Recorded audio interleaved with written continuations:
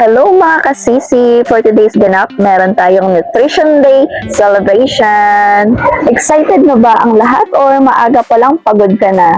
Pero kahit ganun pa man, let's celebrate this Nutrition Day with a smile and with a heart. So, to start the program, meron kaming short na parade para sa mga Junakids natin. Ang mga nandito ng mga Children Daycare Center ay nagmula sa iba't ibang sityo ng Barangay Oringaw, Cabancalan City. So, to start with, from Oringaw 1, Tuburan, Amakan, Badyangay, Malangsa, Bakyas, Pasad, Pagtubaan, Pag-Imukan, Nabalikan, at Kulambo. Oo nga pala, tips sa mga nanay dyan, pag may lakad or may mga program, huwag niyong kalimutan magdala ng bubbles. Alright, shall we? Sa mga nasa likod ko dyan, mga Tuburan CBC yarn. Mainit ba mga mi? Pero okay lang yan. At least, di ba? Blooming kahit mainit. Say hi, Tay! Yan, mag-short walking muna kayo ha. Exercise yan para sa mga bata at para sa mga nanay.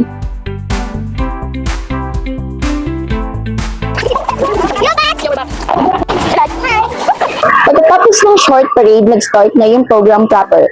Nagsimula ito with a prayer and followed by singing the Philippine National Anthem.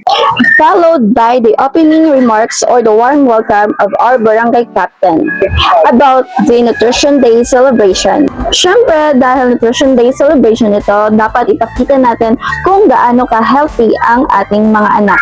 O, diba? Kitang-kita naman kung gaano ka-excited yung mga bata para sayawin ang kanilang mass dance. Para mabigyan ng kulay yung sayaw, let's go! Music maestro!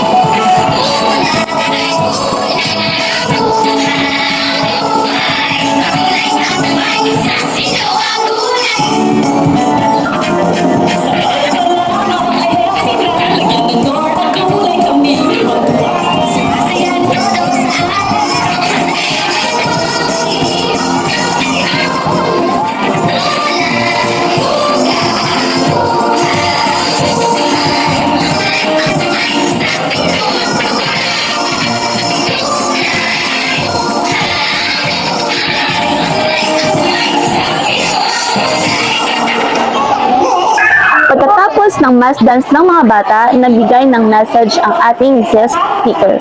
Kung magagaling sumayaw at sumanta yung mga bata na yarn, syempre saan ba ito magmamana kundi sa mga nanay at tatay na napaka-talented. Ang program ay hindi lamang para sa mga anak natin, syempre kasali din yung mga nanay.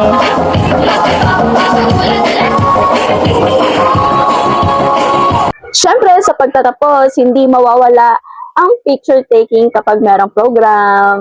Shall we sa ating mga hardworking teachers, supportive parents, PTA officers, thank you sa inyong time, effort, at pagmamahal para maging successful ang event na ito. And that's a wrap! Sana nag-enjoy kayo sa ating munting Nutrition Day vlog. Always remember, healthy food makes healthy kids. Bye-bye! Yun lang!